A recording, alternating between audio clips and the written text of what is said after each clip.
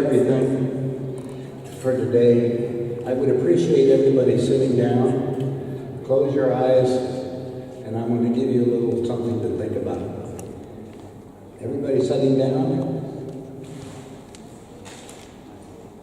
I want you to sit down and put yourself in a meditative stance of meditation. And in the dark, you want to call it that, I want you to demand that all dark energies leave our space. Just demand that all dark energies leave our space.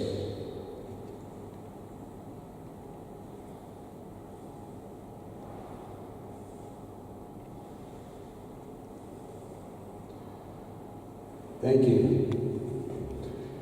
What happens is, whenever we have a meeting like this, a lot of energies are here to try to manipulate the way you think, feel, act, and what have you. I'll introduce myself again. My name is George Green. I was born in Denver, Colorado, a long time ago, because I wanted to be close to my mother, one of those things. At any rate, my family was, just so you know a history, my family was in the meat business. We processed animals from the farmers all over about 3 states. In that kind of a business, we took a live animal, obviously killed it, and then went through the lines, and then we sold all the supermarkets, everything, and the government. As a kid, I had 4 brothers. We all worked in the packing house. I was the grunt, so I didn't have to do a lot of heavy lifting and things. But I made boxes, helped load the trucks, worked on the killing floor a little bit. I didn't like that, but I worked primarily on all the organs that they took it out of the animals.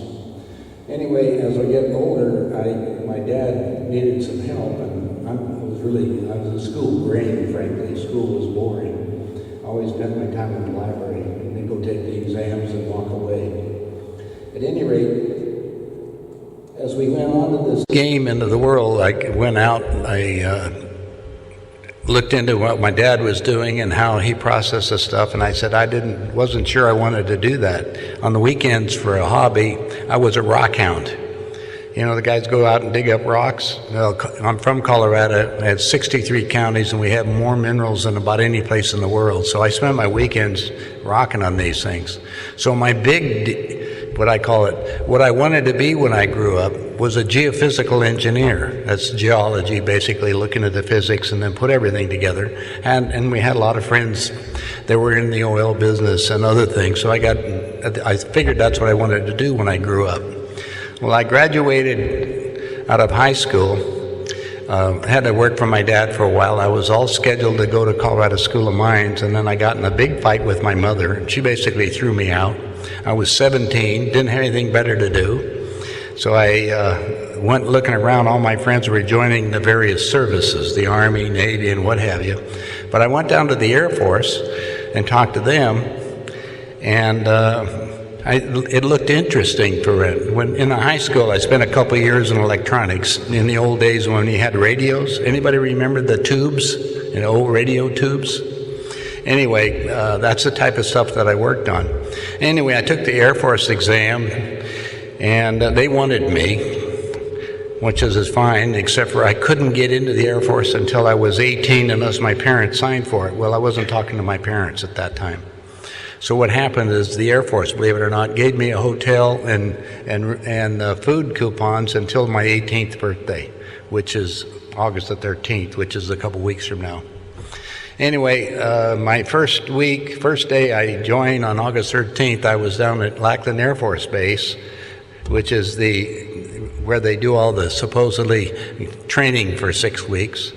I was there, I took exams again, they cut all my hair off, you know that story, and given me all the outfits, and I was starting to do the training, but they pulled me out, so after 14 days of basic, I was sent to Illinois, where I spent a year in electronics in airborne communications. Now, at that point, I finished that school. This is all the radio equipment and communications on all the aircraft that the Air Force had. My first assignment was Edwards Air Force Base, fortunately. Edwards Air Force Base is out in the desert, the high desert in California. It's a huge base. Our runway is 23 miles long. But we had all the super secret things at that place, and so anything that I worked on was basically all top secret, and were created by the different various companies in order that we test them and then they could put them online.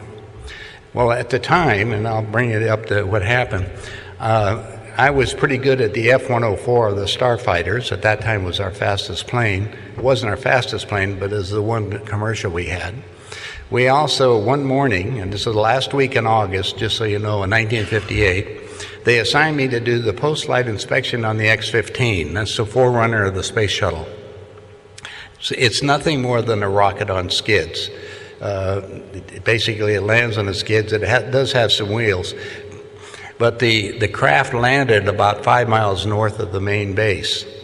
Well, I hadn't been bothered going anywhere out there. I'd go out and go on the planes. But it was 10 o'clock in the morning the last week in August, and it was 100 degrees. Now, they don't allow us to work on the flight line when it's over 100 degrees because because it's very dry heat and it takes everything out of you. Anyway, my other problem is I was, at that time, 19 years old. You have to understand, at that position, that I'm sitting here looking, I got a Jeep they gave me, but I had to put 25 miles a day on the Jeep to keep it. So by that time, I'd only put like 7 miles on the Jeep, and I said, what am I going to do? I got to have it before I turn it back in because it was 10 o'clock. But there was 2 hangars out there that I hadn't been into. I had all the badges. I was cleared for top secret. So I went out to one of the hangars, walked in, and there's a huge round silver disc. The hangar was about the size of this room, frankly. And the disc was about 30 feet across, totally round and just very unusual, but I've been working on a lot of strange-looking equipment that the Air Force never took. So it didn't bother me, but I said, wow, I want to get more information about that. So when I come back in and checked in, I asked my commander if I could work on that craft. And he said, you saw? And I said, yeah. And what he told me, now remember this is 1958, it was an ion-powered craft designed by Sikorsky, the helicopter people, for use in outer space.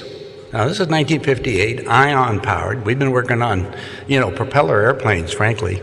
And we started working at this thing. But I said, oh, this would be really good. So I asked them, I said, when can I work on that craft? And they said, you can't. It's still a civilian project. Now, Edwards at that time had 25,000 civilians on there working for various companies producing the vehicles that we tested, but there was only 800 airmen, and I was one of those. Anyway, he just told me I couldn't work on it. I said, whatever. But I was getting pictures of all these strange airplanes. So I said, I got to get a picture of that. Well, I went back. I happened to be friends of the base photographer. And I told him about it, and he says, you saw it? And I started to tell him, he says, forget about it. He says, come on with me. So I went over to the photo lab with him, went inside with the lab. I'm looking at all the pictures. Now, I'm 10 feet away from the spacecraft, so I know what it looks like. The 2 dead aliens got my attention, because they were like similar to the movies that you see, the little grays.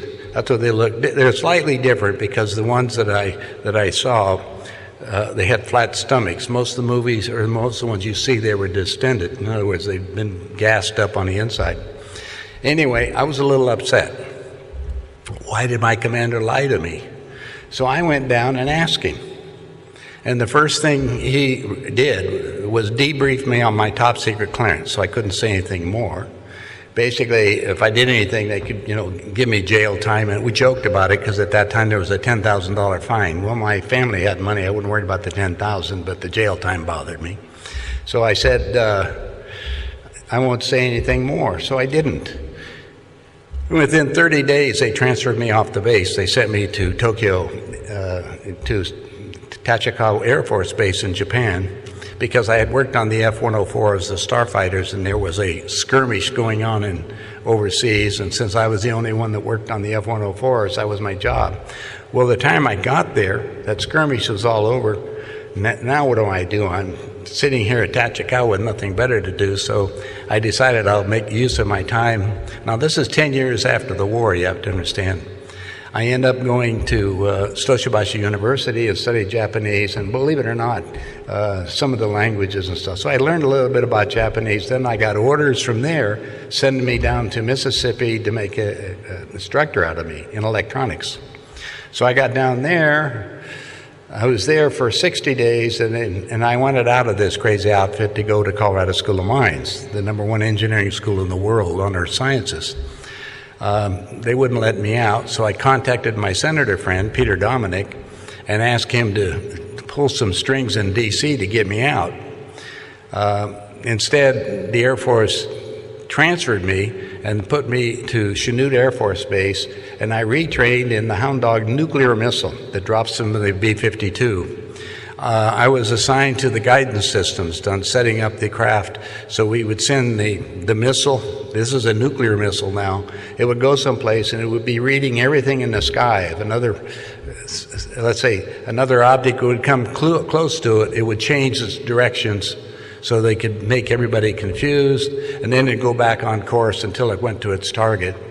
Now, it was loaded with, of course, nuclear material, so I learned about the mechanics of the nuclear energy, if you want to call it the field, and what nuclear explosions can do to people. Anyway, I spent the last 2 years in the service, and the Air Force was a 4-year thing. And when I got out, and this again in August, I was accepted at Colorado School of Mines, so I'm going to there. But the Air Force decided they wanted me because I was one of the few people in the Air Force who's trained on all this stuff, so they extended my service. Now, I love fine print. So I'm in the Air Force looking at the fine print. Over 4, I was considered a career airman. I looked at the details, and as a career airman, I didn't follow under the basic rules, so I applied for an early out on my extension to go to mines, and that's what I did. I got out and went to Colorado School of Mines. Well, anyway, during this period, during the summertime when we had a break at the college, I went down to help my dad in the meat business. Now, when I did that, because I was pretty good on it, he put me in charge of going to the banks and borrowing on our meat that we had sold. I'll tell you how this worked. When we went out and we bought 1,000 head of cattle from the farmer, in the United States they call it the Packers and Stockyards Act. We got to pay for them within 24 hours because we killed the animal. Now, when we processed the animal, we turned around and we sold it to the government under the government school lunch program when they were providing, meat to all the kids that were coming into schools all over the country. Well, we were dealing in large amounts of money, and I knew a lot of the bankers. My dad sent me down on 17th Street, which is the main banking role, to go borrow against my government receivables. Now, that's a no-brainer. When you got the government owing you money, you can borrow money against that. The problem is that you have a 2 to 3 month delay period. In other words, the way the government is, we go ship the product, they have to do all their paperwork, and so 2 to 3 months. But meanwhile, I'm dealing with, frankly, millions of dollars. And the other problem is going to the bank, and they have loan limits. A bank can only loan at that time, based on their deposits, a certain amount of money. Well, I had loaned or borrowed the maximum amount of every bank in Denver, except for on 17th Street, there was one of them that wouldn't loan to us. But the rest of them, I had borrowed the money on the limits. And one day, I'll give you the name, Dan Sebastian, the president of Colfax National, he says, "You got a lot of friends with money. Why don't you have them put their money into our bank and we'll be able to loan you more money?" I said, "That sounds good, but what advantage is there to that of you doing that? Because I can go out of state to borrow more money." And he said, I said, "Let me look at your books." And at that time, people had $10,000. If you put $10,000 in the bank for 1 year on a certificate of deposit, they would give you a new TV set. And they paid you 5%. I looked at the bank's books and I found out that they spend about 3% of their income on advertising. In other words, you get a full page ads to tell you what bank. You see them today when they go on TV and all the banks, that's all advertising. And I said, "I have a better solution for you at the bank." I said, "You pay me the 3% and we'll put all the money in the bank that you want." And he said, "How are you going to do that?" And I said, "That's my business." Anyway, what happened is I had agreed to put, I'll give you an illustration, $5 million into the bank. Well, they would pay me 3% of the $5 million. That's $150,000. Now, you're my friend, however, and you wanted to get in on the action. What I did was wrote a check to you in advance for 2%. The bank paid you 5, I gave you 2. That's a 40% increase on your money with absolutely no risk. I did not control your money, it was your money. The only thing is, all of a sudden, you were a loudmouth and you were telling all your buddies how to get another 2% on their money with no risk. So I had people calling me from all over. Well, also, at the same time, I'm looking at the bank and seeing how they made their money. If I put in $5 million, they can loan out $50 million, 10 times that. And at that time, the banks were loaning money at about 8%. 8% on $50 million is $4 million a year. They would make on what? $150,000 investment with me. It was a win-win thing, you understand? You, as my fellow buddies, making your money, you got that 40% increase, and you didn't have to do anything. Everybody was sleepy, everybody was happy. The problem become, and at the end of 1 year, because that's the longest that you put the money in there for, I would call the bank to get the 3% again to pay you the 2% to leave. If the bank wouldn't do it, I would just tell you to move the money into another bank that did do that. So what happened is, if I pulled the $5 million out, there's only two things that could happen. Either the Federal Reserve come in and took over the bank, or FDIC liquidated. FDIC is a Federal Deposit Insurance Corporation, because they were insolvent. Interesting. So I became very powerful. This happened all over the United States, because I had bankers calling me, I had people calling me, and I had millions coming into my office. In fact, the Federal Reserve advanced an extra $1 million to me by mistake one day.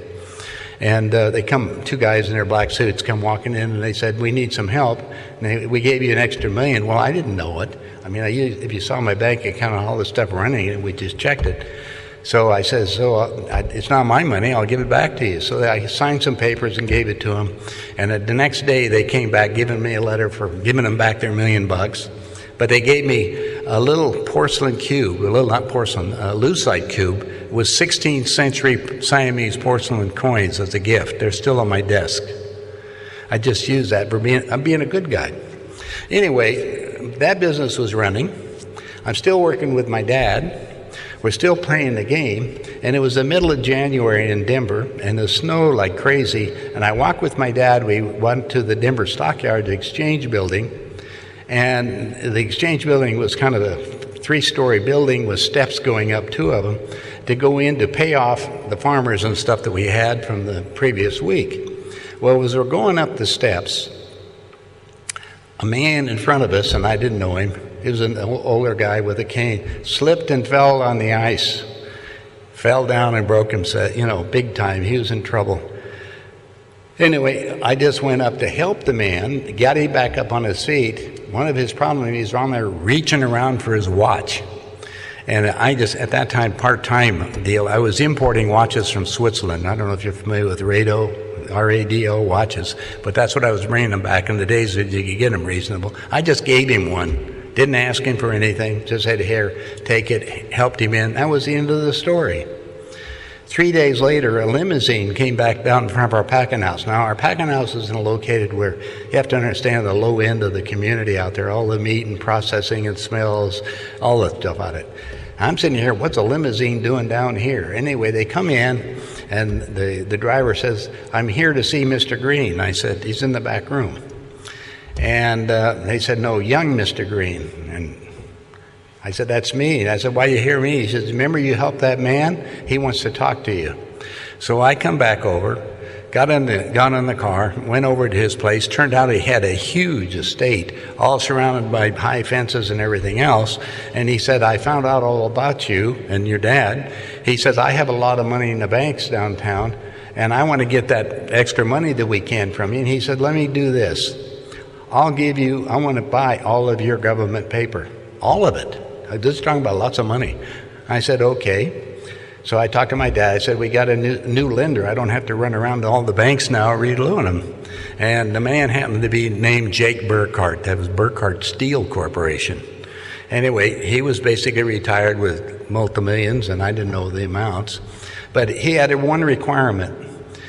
My dad and I, both of us, had to sign the notes. So once a month, I would come over with all my government payoffs, pay off the old ones, and then we'd sign a brand new note that's set up with my name on it as well as my dad's, because he trusted me. So I said, okay, we do all of that. Well, long and short of the story is everything's running along fine. Everything's going great. One weekend, though, I decided that I wanted to find out some other things going on. During this period of time when we were shipping my dad's product, one of my banker friends had to repossess a truck line, refrigerated reefers. These are big trucks that are all refrigerated to handle the meat going to places. And I told the banker, I said, let me handle this. I'll take over all your trucks in the loan because I can contract with myself to ship them rather than using outside shippers. So I did that. I paid, and of course I paid off the truck line within 6 months. Well, how this all fed in, one weekend, my wife, her father was comptroller of a small company called General Motors. Anyway, she wanted to go take my kids, we had 3 children, and go back to Michigan to talk, to be with the family. And I decided, well, wait a minute, I'm going to find out about why this one truck driver I have, when he goes on a trip, I'm always getting double the bill. So unannounced, I got aboard the truck. And I found out how truck drivers make money against their people. They would go into a depot and get a receipt that they had the inside dual tire change. The inside, there are 4 tires in the back or 8 of them. If you have to change the inside, they got to do all that. So I get an extra $50, i.e. it got cold. Or they go in and they supposedly fill up full of fuel, but the truth is they get half of it full, and I'd have to use twice as much then and still pay for it. So at the end of the month, or at the end of the trip, then the driver would turn in all the bills and I would pay them all off. And this particular load, instead of costing me $400 on a trip, ended up costing me $800. So, but this went on for a while. So I caught on real quick on what goes on with the trucking industry. Well, that was funny because during that weekend, all my notes and stuff came due with Jake. Now, what happened is my dad went over to Jake, took the government paper, and paid him off. They wrote a new note, but I didn't sign it. I wasn't there. So he told Jake, when I come back, I'll sign it. That's fine. But I was on the road. Jake died during that weekend. Just one of these coincidences again. Well, the other bank I told you in Denver that didn't like my dad was the receiver for Jake Burkhart's estate. And they didn't like my dad, so what they did was demand immediate payment on all the outstanding debts we had. We had plenty of assets, but at that time my dad says, well, we got protection from the courts, so he applied for what they call a Chapter 11 reorganization. That, in other words, we have enough receipts and everything, we'll pay it off when we liquidate something else. At that time, the law was the largest creditor took over the business. And the largest creditor at that time was Jake Burkhart's estate, run by the bank that hated my dad. So what they did is they took all our assets and sold them for 30 cents on the dollar to the inside group. Now, I'm telling you that because it fits into the story a little later. As that goes on, basically bankrupted my dad. He's out of business and everything. At that point, I'm still playing with the banks and doing their stuff, and I started happening that way. But then the state of Colorado contacted me, and they said, I had got to get licensed.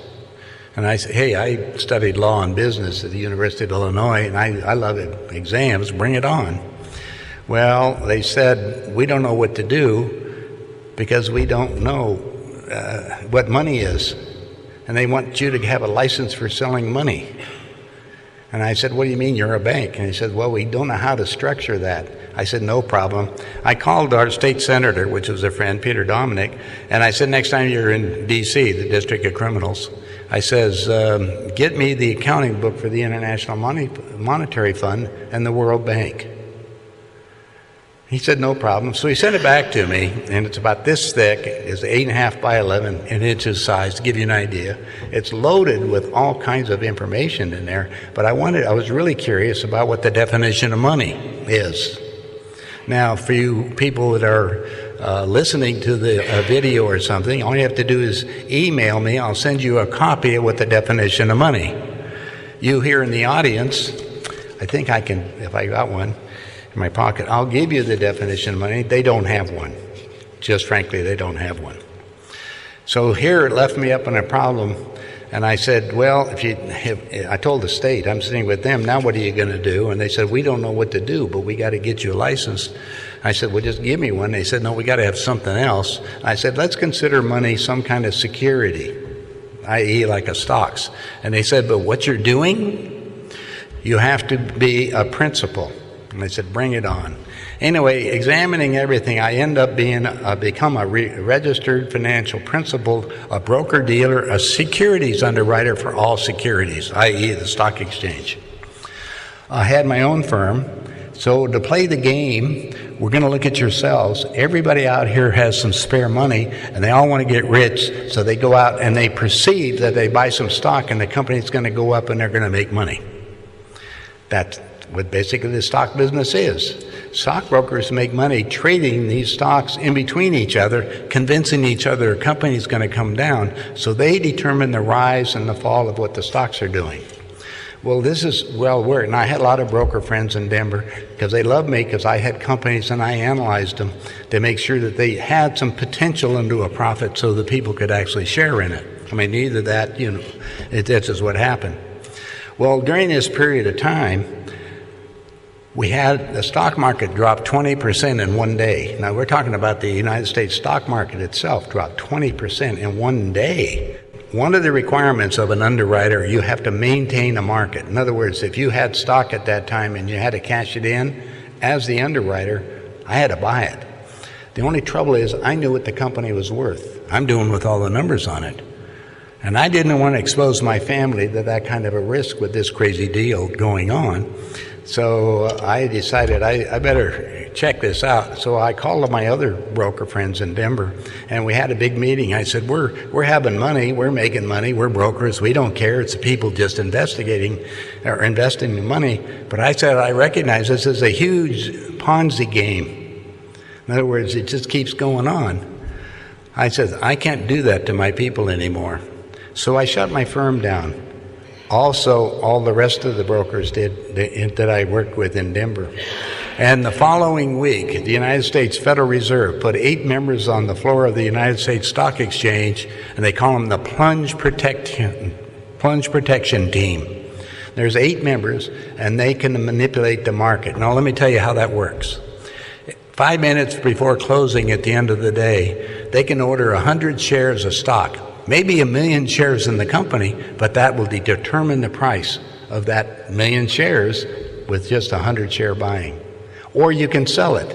So when the market collapses, or whatever it's doing, the Federal Reserve's job is to pick it up. Well, I don't know if you remember this, but there's 30 stocks in the Dow Jones. The Dow Jones, they got rid of, when the stocks collapsed, they got rid of all the stocks that were selling for less than $10 at that time.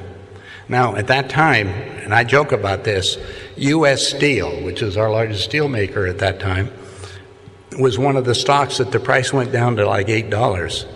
And they decided to replace it because they could get steel cheaper from other countries, so they replaced it, but they replaced it with Disney, entertainment industry, into a Dow Jones Industrial.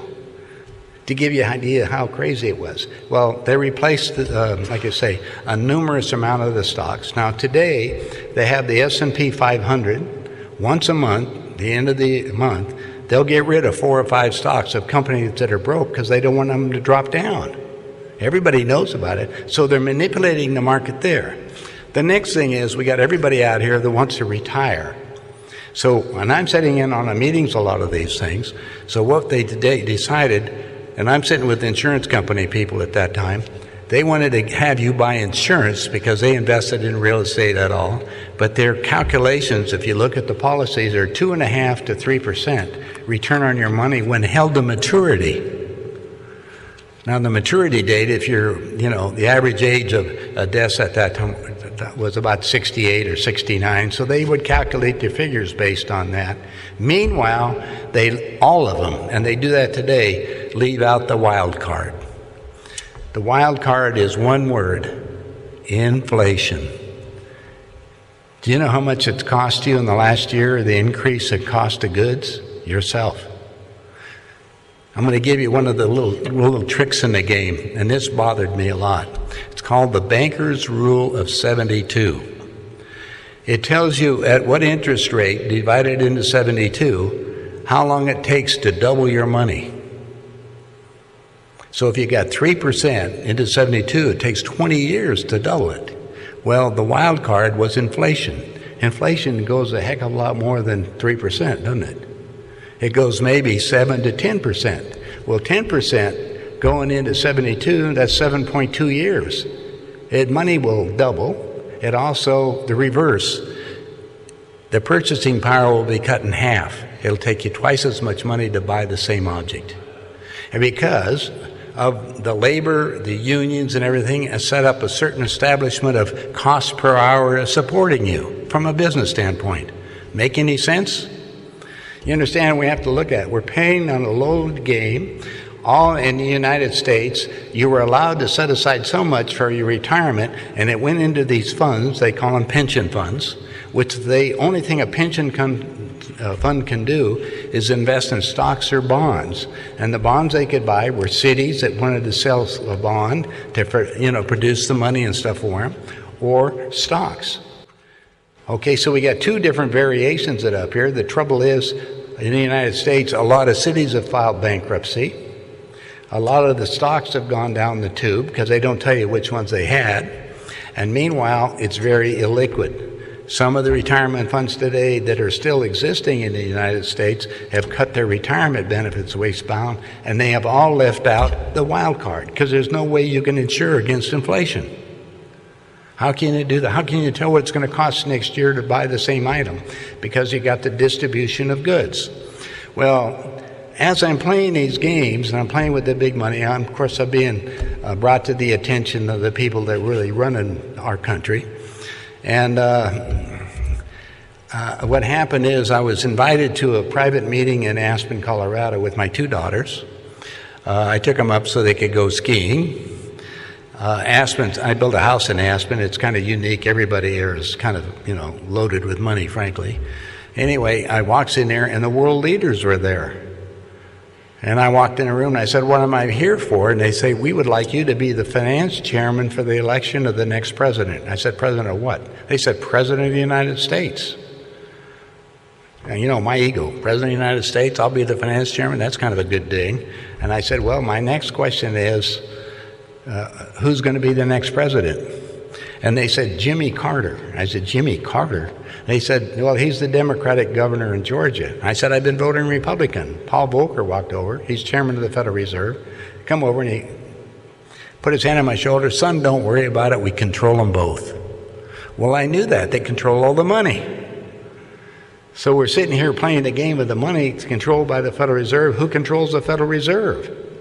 Now you start looking at the mechanics behind the so-called secret societies, and you find out the Federal Reserve is a private agency. There's no federal, there's no reserve, and it's nothing. So when they tell you have a dollar bill and it says Federal Reserve note, it's just a game of monopoly money. That's all it is. And that's what they're using. Meanwhile, the Federal Reserve had different divisions. Now they exist because of money. The bank itself, and I had a bank, and I was a director of a bank, a member of the Federal Reserve. What happens is, if you go down and they loan out that $50 million we were talking about, and they made that, they have to share some of the profits with the Federal Reserve Central Bank. Now, if you go to a Federal Reserve office in the United States, any of them, you'll find out that none of the employees are government. It's all private. So what are we playing? Then I started looking at other countries. Well, anyway, I'll go back to the meeting. I said, my next question, what does a finance chairman do? And they said, well, you sat with Ted. So I'm sitting down to Ted Kennedy, part of the Kennedy clan. And Ted said, George, you're going to have a good time. We're going to send you out to the state Democratic functions, and you're going to, for the party. And he says, I know you're going to be doing good, and you're also going to meet some real foxy ladies. I'm not worried about that. But just then, one of these coincidences, or one of the things, my daughter walked in. On the other side of the room, Ted looks at her and he goes, wow, I got to go to bed with that. And I said, no, you don't. That's my daughter, and she's 14. His response to me was, I don't care. I was livid. I really was. I didn't know what to do, but I decided just to shut up and not do anything. So I got up. I went across the room. I'm talking to Pierre Trudeau and his wife. Pierre at that time was the Prime Minister of Canada. Pierre and I were doing okay, but I'm sitting down looking at his wife, and right next to her was a little half cigar box, these little ones, full of white powder. And something hit me at that time. If the world leaders have to resort to this, I don't know if I want to be part of them anymore. So what happened, I said, look, I just started this $100 million project, and they said, don't worry about it, we'll put that on ice. For 2 years, this is 2 years before he became president. I said, well, okay, who with? And they told me, I said, well, you can do that. But I said, I got to think about this. So over the weekend, I sat in on the meetings what they had planned for Jimmy Carter to do and what they have planned for the United States. Now, Jimmy Carter's one of his first actions was to get rid of the Panama Canal. Now, part of the meetings we were discussing population. Henry Kissinger said our number one problem on the planet at that time is we have too many people. There was about 6 billion people. And we can't sustain all this. I says, where do you getting all your figures? We can all sustain this. We can build this because we all look at our local things. And he says, well, we can't. We've got all of our research. We have a company in D.C. It's called World Watch Association. You can pull it up on the internet right now. Anyway, they gave me the details and said we're increasing the population at that time by 250,000 a day. That's 2.5 million people every 10 days. Now, if you're a company, you're going to be forecasting what it's going to take to provide everything for the people. In other words, your food, clothing, and all that, and you're going to calculate that on a corporate basis. In other words, the big companies keep running to keep people so we all have our clothes and what we're doing. So anyway, after I go looking, I said, well, we ought to be able to do better than that.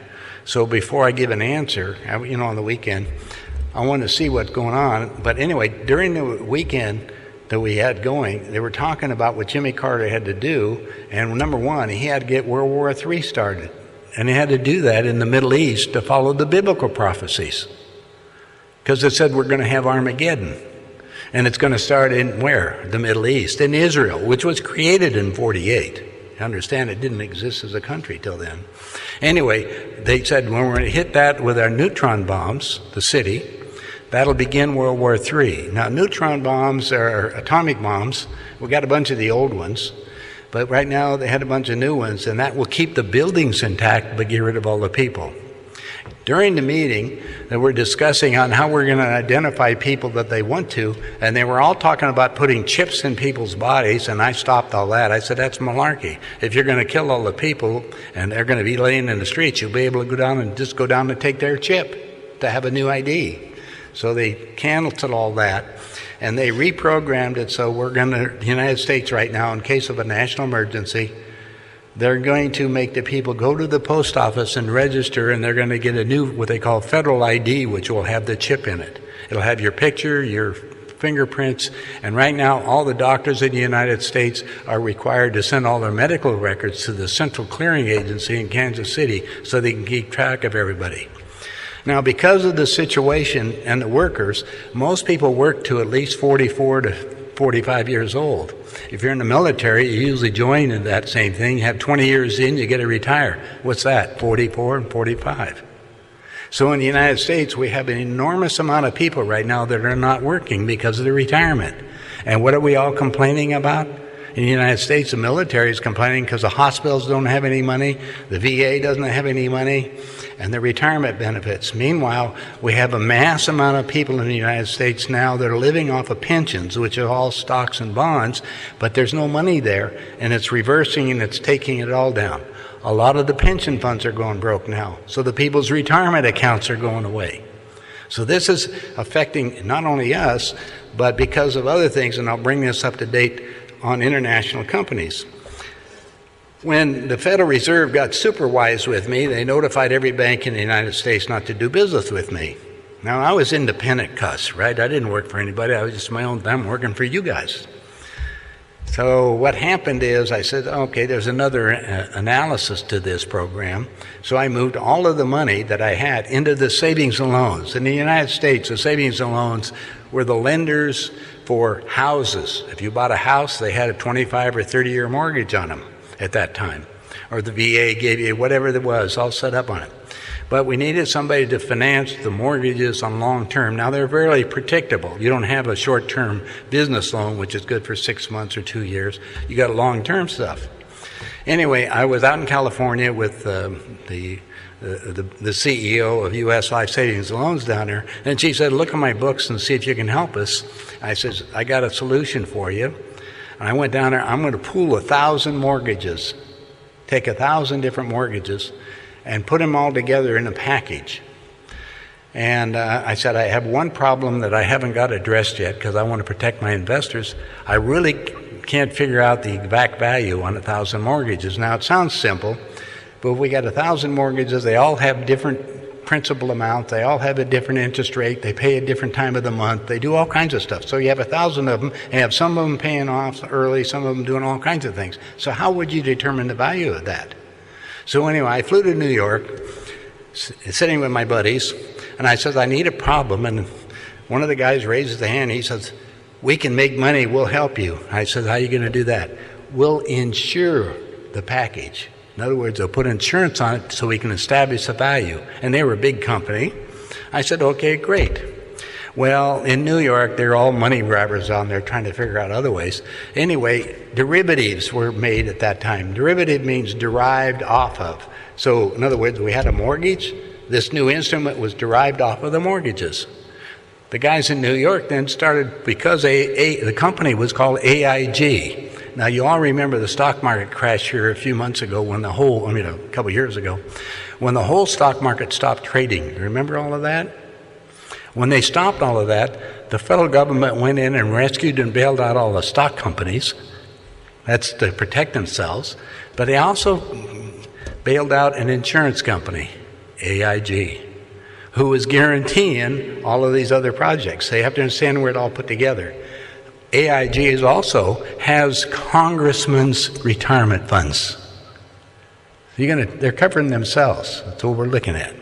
All right. Meanwhile, I'm sitting over here playing with the game, what they call in Switzerland, and we're finding out that they're having troubles too because they're juggling everybody's currency, whether it's Swedish there, the krona, all the different monies, the Japanese yen, the Chinese, yuan, the whole works. How do you juggle it? And it's all exchanged through one central bank.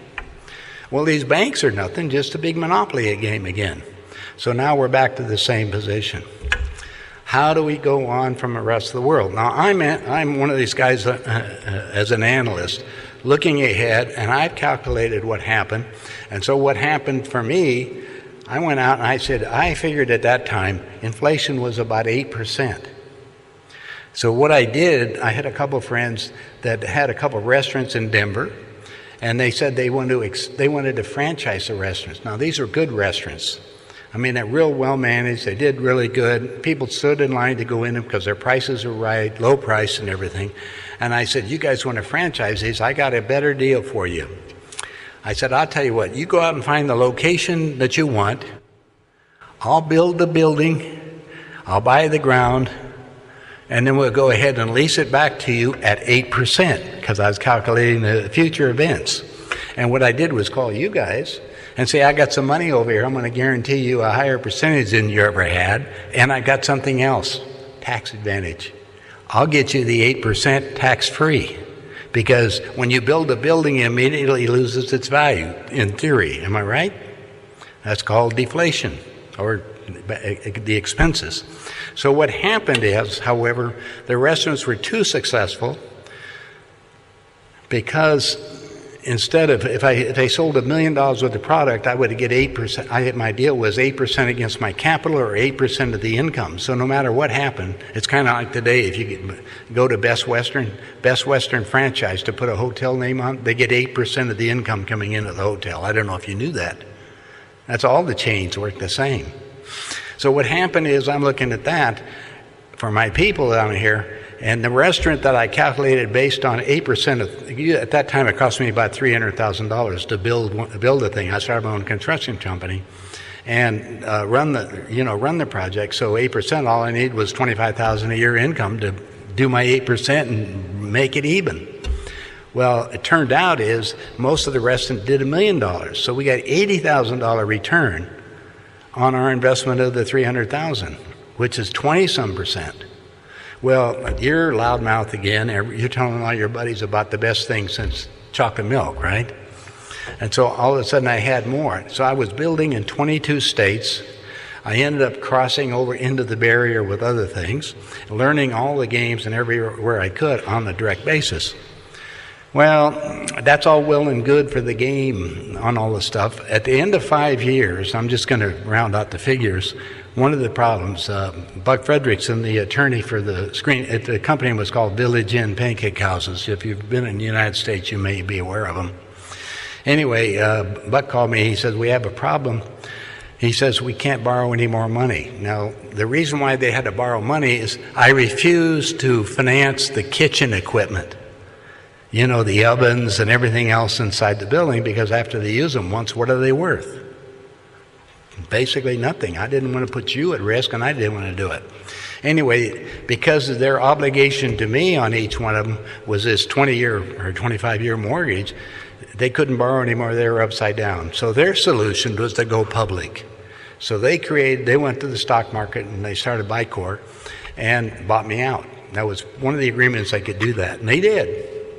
So that put me out of the restaurant business per se, which is okay. Now, during this period of time, I had a house in Aspen. So I'm going to bring up some other things. I went up there, and I had a new housekeeper that came in and took care of the place because I wasn't there all the time. She had a book on it, a big picture book, big 12 by 12 inch picture book of photographs of UFOs. The incredible pictures, they were exactly the same thing I had seen at Edwards Air Force Base back in 1958. Now, this is 1984. Now, I'm astounded. How come the world hasn't come forth at this time, this 25 years, to tell the people the truth about ETs and UFOs? So I didn't have anything better to do. I just flew down to Phoenix, and I talked to the couple that printed the book, or had the book published. And they said they were investigating a man in Switzerland who claimed to be in contact with beings from the star system, the Pleiades, who said they engineered this planet for $500 million. Now, that $500 million was part of the meeting that Jimmy Carter had he put into motion, called the Plan 2000, which called for World War III starting to reduce the world's population back down to 500 million. So I'm looking at this cross deal, and there's something right in this thing, but I got to find out a little bit more. And I said, look, you can go wake up the kids and doing what you want to. And I said, what can I do to help you? I don't want anybody to know anything about me, but I'll help you in some way. And he said, we want to publish the next book. And I said, go for it. And they said, but we need the money to do it. And I said, I'll make a deal with you. I'll loan you the money to publish the next book. But when you get you selling enough of the books, they didn't have to sell that many. Pay me back, forget about me, I don't exist. So that was the agreement, and they did. At the end of 90 days, the guy sent me the accounting on selling the books, and he had received 3 times the amount of money I gave him, but no check. I called him on the phone, I said, where's my money? And he said, well, we found out who you are, you don't need it. I said, that has nothing to do with it. It is an agreement we made. So I said, I told the guy, I said, look, we got a real problem, and I'm going to make sure that I get paid. And that's just the sense of the thing. Well, that was in Phoenix. I happened to be building in Phoenix. I built a Best Western hotel down there. It's on Bell Road going to Grand Canyon. I had an inverted pyramid office building on Central Avenue, and I built, of course, 3 Village Inn pancake houses down there. And we had all kinds of stuff going on. So I just went down there. I had my attorneys file suit against them for the recovery of the money. Meanwhile, I had so much documentation. It's kind of like what we're doing now. I wanted to find out for self what's really going on. So my wife and I grabbed the next plane. I flew off to Zurich, Switzerland, unannounced, without anybody knowing I'm coming. And I rented a car. It's about a 45-minute drive outside of Zurich. knocks on the door, and a young lady answered named Bruni.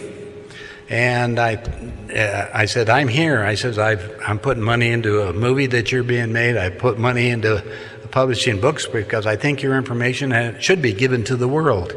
And they said, well, maybe so, but Billy's not talking to anybody. And I said, well, you tell him the buck stops here. I said, I can do what I'm saying. You go in and tell him who I am. Come back 10 minutes later, and she said, Shirley MacLaine was here 2 months ago, and she promised to help us, and nothing has happened. I said, well, I guess there's nothing I can do. I'm going to head off to Innsbruck tomorrow. And I said, where's the closest hotel? We checked into the hotel, and next morning, knocking on my door at 7 o'clock was Bruni, handed me a 2-page message from Quetzal, who happened to be the Palladian commander of the project. They come down here for a few years in physical reality with stuff and working with Billy on some other things. Anyway, they invited me over to the compound, and frankly, for the next week, I got my mind blown. Everything I thought I knew about this planet is based on a lie. Everything.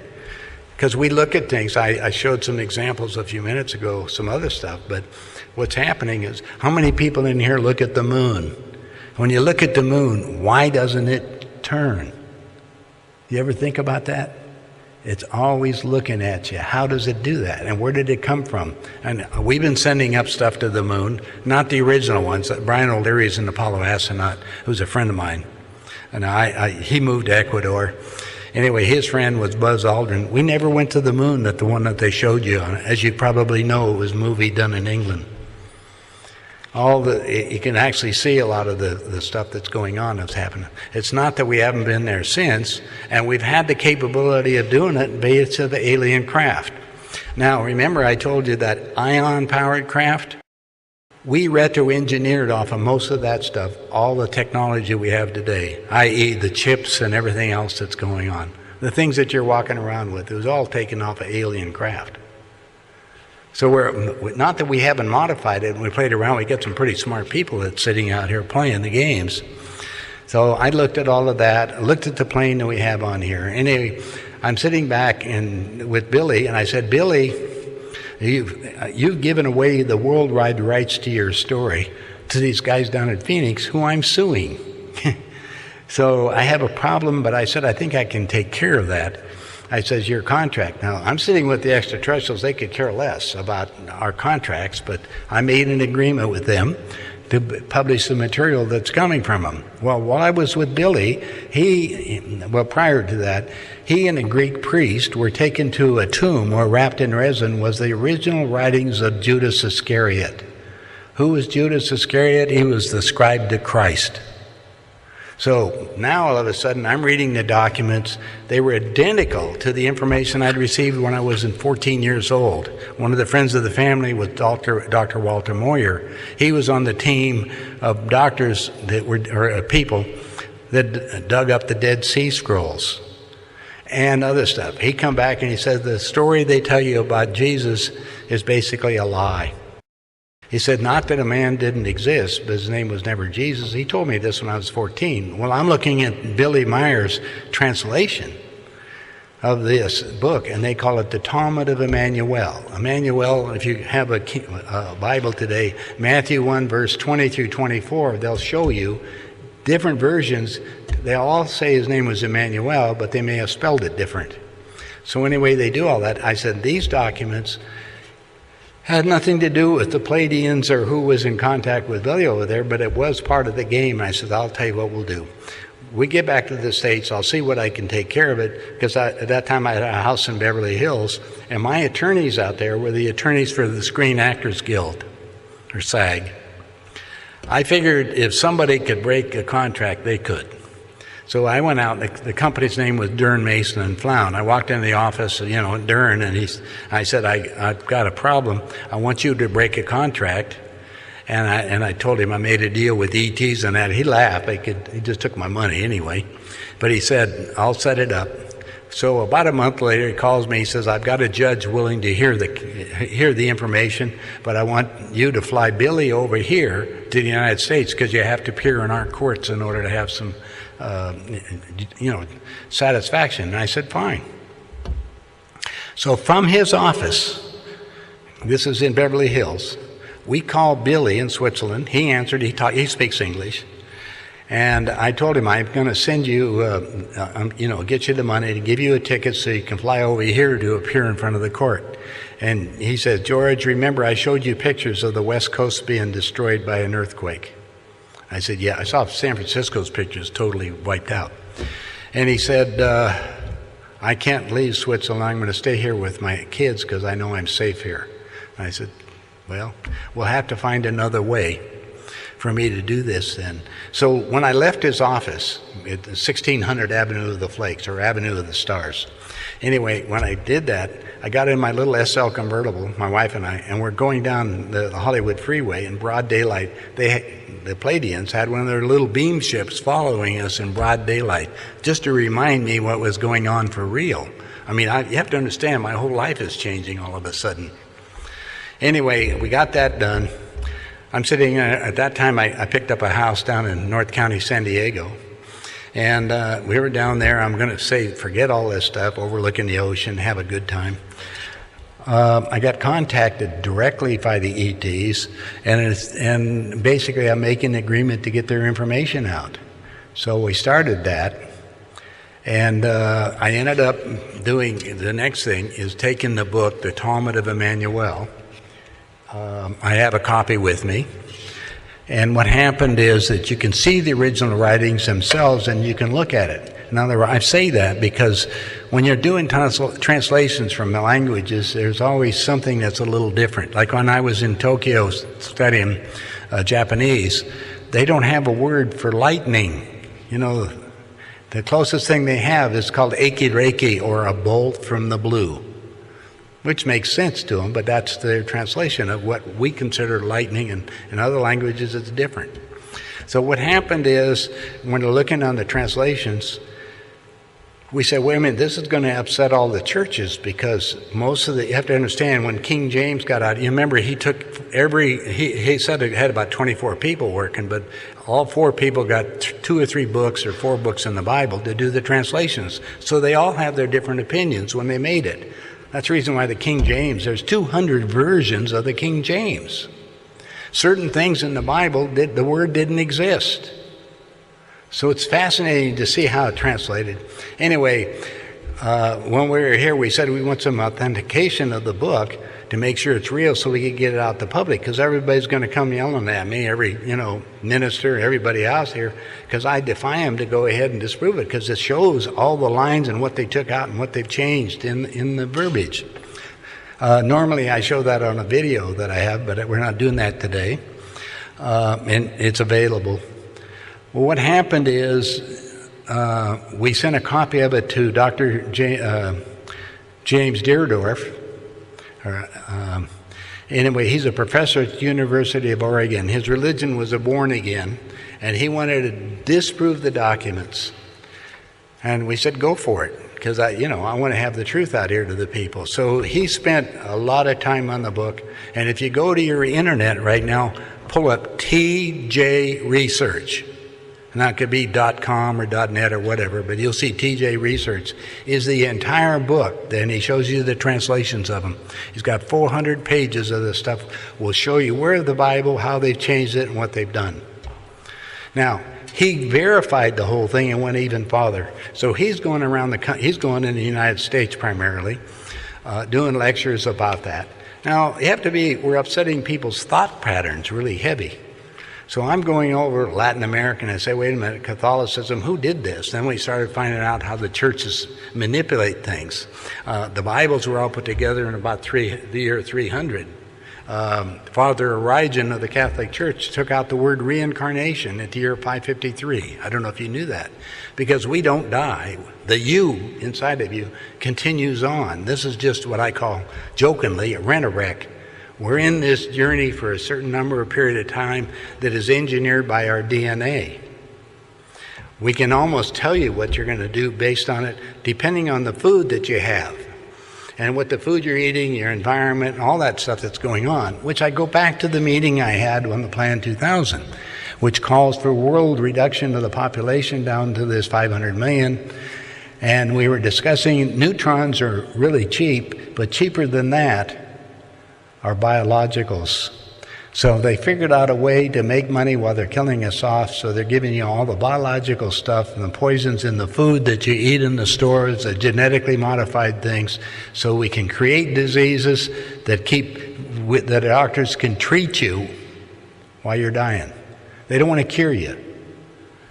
There's cures for everything, but they don't want to tell you about those. What we have to do is keep these mechanisms. Now, doctors can only work because the insurance companies will insure them. And the insurance companies control the pharmaceutical companies. They don't allow the pharmaceutical companies to put out a certain product, if you research it. And they'll consider so many deaths, and that's part of the premium, so they know how many people is going to die because people are experimenting with us. We're just a big experiment. Not a good picture, is it? So now we're sitting back to the next thing. As I'm sitting down here with the Plan 2000, which caused the war to get started in the Middle East, I had to get prepared. Now, that's the year 2000. So when you see the 2000, in the year 2000, they hit Iraq. Iraq was our buddy. Remember, Hussein was given all the money, equipment, and everything to go after Iran at that time, because at that time it was all over oil. Now, I got in the oil game. I still own an oil well. It still makes it's crazy because we need fuel to run it. We don't have to. This last week, before this conference, I was at another conference of about 200 of scientists from all over the world creating what I call free energy devices. So we have the ability to run your cars without having any use of any of the fuel. We can use water. Other people will talk about that later. We can do other things because water's chemical formula is HOH, two gases, hydrogen and oxygen, right? So we can put these two together. They can convert those to energy, basically over unity, and when they convert back, we have other fields generated, plasma, and there's all kinds of energy stuff, again, that we can utilize today. But again, the companies won't make any money. Oil companies then get all this stuff. They've been breathing on us, and the executives take all the money now from companies. Executives take a $25 million a year salary or something off of what? Guy sitting out here my son's a nuclear physicist and a senior engineer with Bechtel, which is the largest engineering company in the world. 6 weeks ago, they canceled his job in Canada because of the oil industry. He had a job up there for Bechtel for one of the Indonesian companies on a $12 billion project. They just canceled it. So my son had to lay off all the engineers. They come down to Houston, where he's based out of. He come back to Houston, he called me on the phone. He says, he's a senior engineer. He said, I still got a job, but I don't know what I'm going to do at this minute. He said, they're going to find a place for me. Then he told him he had to lay off the engineers down in Houston. So you've got a bunch of engineers out of work right now. Well, 5 weeks ago, he called me on the phone. He says, they've given me a new job, but I got 30 days to get over there. And I said, what's that? He says, I have another $8 billion project, but it's in Indonesia. So in the last 5 weeks, to give you an idea how it's affected me, he's left Houston. He's in Jakarta, Indonesia.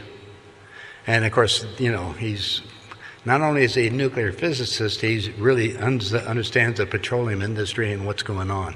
So he's okay at that. I don't care where he's at because they're going to keep him. It's a talent. But in the Plan 2000, it calls for elimination of everybody over age 44. Remember the retirement ages we were talking about? Everybody's going to be retiring. They're no longer, you're not producing. You become what they call an expendable container or a useless eater. Now it's great. There's two ways to keep track of this problem. Get everybody interested in what? Sports and entertainment. On the weekend, what is it? The football games, right? Basketball team, hockey, whatever it is. Keep everybody interested in stuff as they take over the world. Right now, they're running out of options because every country right now, every country I've been to, are having some financial troubles. Now, I flew to Beijing, China. My wife, at the time, her stepmother was Chinese, and she was on the board of governors in Hong Kong. Now, this is before China opened up to the public. I was invited over, and I went to Beijing because, look, my financial deal, they wanted to ask me questions too. I got over there, and the guys told me, it's 5,000 years, it's our turn to run the world. So at this point, they're buying up the world's assets. Down in Chile, they bought the largest copper refine. In Canada, they own the second largest oil refineries and everything. They're also buying all the companies and everything with money that was created by the United States. Meanwhile, they've been buying our bonds. They have $2 trillion. China has $2 trillion of our debt. Now, when we start talking, how many people know what $1 billion is? Have any idea? $1 billion is 10,000 $100,000 homes. Can you imagine? But $1 trillion is 10 times that. Our country is 100 trillion plus in debt because of derivatives. We have nothing to cover it all. It's all blue sky. Meanwhile, the Federal Reserve right now is advancing $50 billion a month to keep our country stable because we have so many people working for the government. As long as we got people working for the government who are not producing anything, basically, just shuffling paper, we're keeping our country afloat. Well, I keep looking at what's going on. Part of the plan is to cause civil unrest with all the different countries. So what do we have? We get individuals around places. They may not even be real, but they create these false flag happenings all over the planet right now. People getting killed, doing all this kind of stuff. I have one of my associates, there was a man that was in the CIA, and he lived in Albuquerque, New Mexico. He was 63 years old. He retired. Anyway, the government was going to come down and get rid of him because he killed 123 people for our government. Now, interesting, doesn't sound like much, but then you go find out who he killed, and then what happened with all of that. I was just looking, I have some of the information. What occurred is that of the people that he killed, some of them were, and I'll show it to you, I won't show everybody else if you see me after the lecture, but you'll read the names on the list, some of them, and it's sitting down here. There's the three people that killed, a part of the 8 people that killed Kennedy. There's 3 of them listed on here, and he took them out because they were complaining they only got $50,000 apiece for their part in the execution of JFK. Meanwhile, a couple other people you may know, and I don't know anything about it, people that are in Turkey. I don't know who Obasanjo is, but he was killed on July 1952 by this guy. A couple other ones were down here. King Farouk was killed. They do it in different ways. Nasser from Egypt was killed in September of 70. All these people were set down as a list on it. We had from all over the planet. Dag Hammarskjöld was killed in Sweden in September 18th, 1961 by this one man. Now, he took out airplanes just to get one person.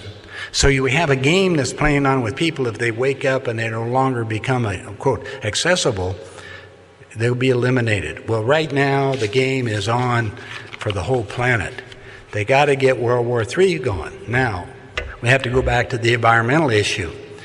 Because of the planet's location in the universe and the cycle we're about ending and the things that we're doing, we're messing up planet Earth. Big time. When I was down in Panama a few months ago, the ocean temperatures have raised 5 degrees.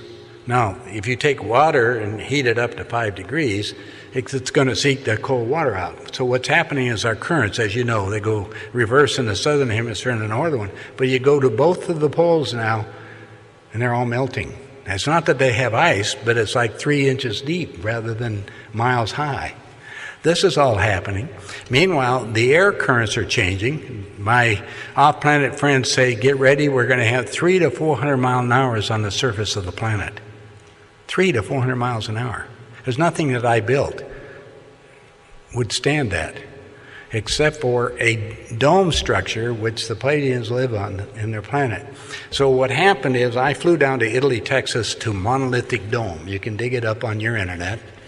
Monolithic Dome is David South, and I learned how to build domed houses. So I built 3 in Las Vegas. My wife built the first one actually in Montana.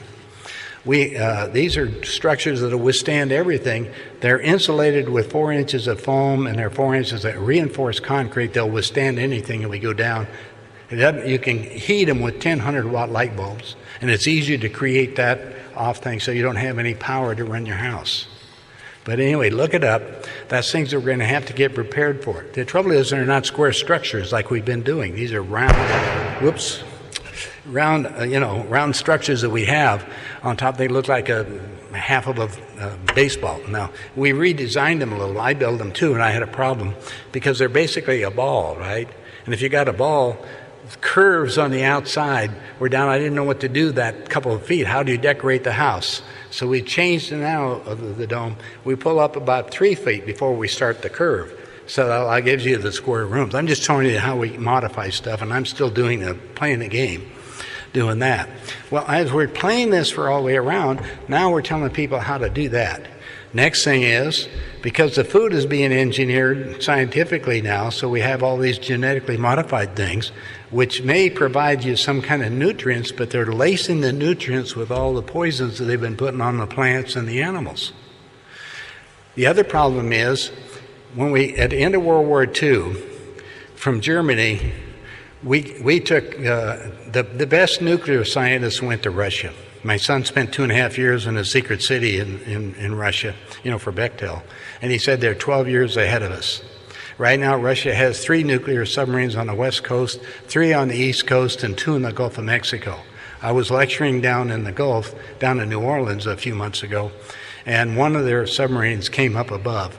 Now, these submarines are all loaded with neutron bombs, nuclear warheads, targeted at our major cities. So we have, and that's just right now as we're speaking. China had a submarine outside of Los Angeles. They don't want to talk about it, but it's playing around. When I was with the Chinese in Beijing, they told Obama, you don't know how many nuclear bombs we have. So we're looking now at a world situation and who wants to take care of everything. And I don't care where you're at, we're living in an illusion of what's happening. I'm out lecturing, trying to get people to prepared. I have the accounting books for the new world system. All cash is going away. Everybody's going to have a debit card. The only thing that's used throughout the world right now to keep track of money between countries is gold. Now, of course, they tell you to buy gold and they want you to go in an option and gamble on it. I want you to have physical gold. I want you to have a little bit of it. The other thing is the poor man's gold is silver. You understand? Old silver coins, little pieces of silver and stuff, because we're going to need trading things that you can keep that are small. The most valuable stuff, of course, is going to be food. Myself, I've moved away from the major cities. I don't live in Denver anymore. I asked the ETs where to be living, and I had a lot of choices.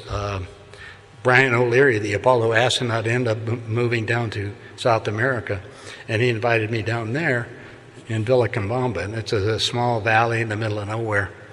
And it's really pretty, and it's away from everything, and it sure is fun, but they have the little drawbacks, because frankly, they have to bring the eastern part of Vilcabamba is down on top of the hill. This is at 10,000 feet, and the other east part of it is the Amazon jungle. Well, how do you get water up to the 10,000 feet? They actually have a pipe going by a couple of miles, 10 miles, a pipe to get water up there. Well, I found out there's another town north of that, and it's called Cuenca. It has 5 universities, has 3 rivers running into it, and most of the Americans are migrating there because water is the most valuable mineral we have on the planet, and it's being polluted everywhere. So I looked at that as a solution. I live in Montana. I have a river running right next to me in my house down there, and we have a little valley of about 5,000 people that think like we are. In other words, looking at stuff, they're building their little farms. We're going to work with each other. It's not going to be big cities because they're all going away. It's the little ones that we're going to be talking about working in community, because you can't live by yourself either. What are you going to do? I don't know what they're going to do. I sit here playing with a lot of the scientists trying to figure out how we're going to maintain ourselves in the days ahead. And that's where you can, I should be adding more stuff to my website and stuff so people on the current information, but it's coming down so fast right now. And I want you guys to keep track of all of that and find it as much as you can of the changes that are coming up. I tell everybody to have at least 2 months of income, 2 months, in small bills or whatever currency that you have, because when they reset the whole world currency, your neighbors and everybody will only be used to using what we're talking about, the corona or the peso or whatever it's going to be. And like me, I have the dollars, but only small bills. They're now $100 bills are now being called in by all the banks. They're going to do them all. They won't let, if they take in more than like $4,000 in $100 bills, they have to report it to the IRS. The IRS then comes, Internal Revenue Service, and what they're doing is they're checking the people to see whether or not they really made it or did they steal it somehow. In other words, they're going to keep track of everything that we're doing.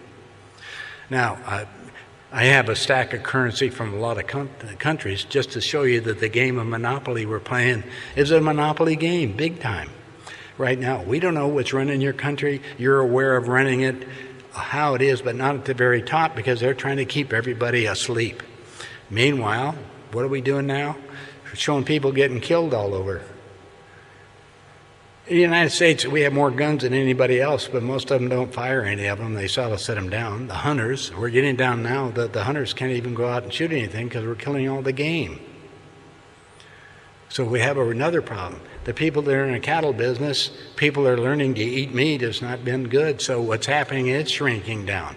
Meanwhile, the fields, in Kansas and other places, the water is not enough here to keep the crops going. In California, I mean, it's open desert right now. You go up in Kern County, everything's shut down. You got whole cities that are just closing in. Up in North Dakota, where we were doing all the fracking and everything, the whole towns were, Bismarck and Fargo, Moorhead and all that. These places were all doing well, and fracking shut down. I was up in Canada, and Canada's is the same way. You got two major cities, which is fun to go to, Calgary and Edmonton, right there, what we call the oil zone or fracking. They're all shut down too. So all these cities are starting to shut down. Canada's got its problem. And it's interesting that to give you an idea of family and how people are going, when I was sitting with, the head of Canada, it's noticing his son now is running Canada. It's kind of fun how you keep everything within the family because people try to correct everything. So things are all the same. I'm sitting here running around the world trying to wake up, but we have other people that will assist us that are off planet that will not do it for us. In other words, this is a game. You want somebody to come save you. That's the whole idea about churches. All you have to do is believe in Christ, you're going to be saved. Saved from what? He didn't say that in the Bible anyway to read it. He said, what I do, you can do, and greater, and what you sow, you shall reap. The first law of the universe is to gain all knowledge. The first rule you want to do is the law of attraction. What you put out, you're going to get back. In other words, we got to have some kind of, and understanding all that is based in the books that I started publishing for the ETs. The first one was called The Handbook for the New Paradigm.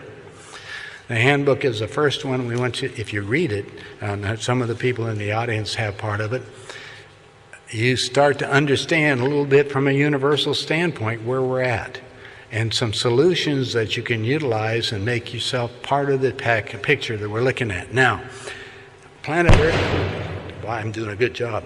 Planet Earth is spinning around as we notice on it, but the question is, what are you? Are you a passenger of this planet? Are you on for the ride?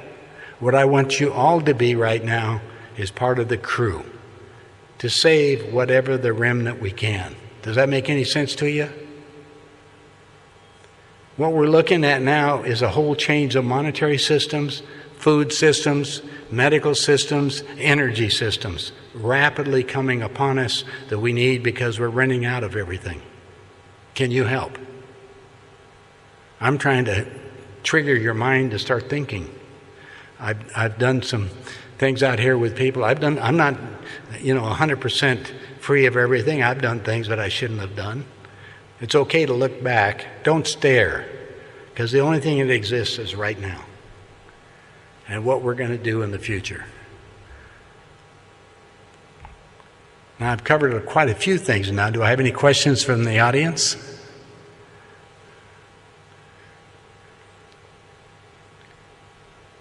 We'll all have a meeting later if you'd like to talk to me on the basis. Thank you.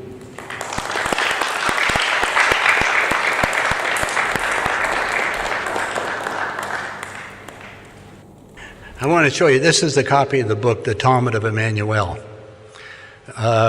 Maybe some of you have it. This is the writings of Christ when he was alive. He didn't do it, his scribe did it.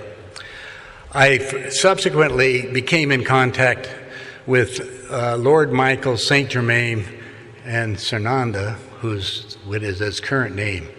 And they wanted us to have the spiritual laws and lessons of the universe, which is used in all the other planets.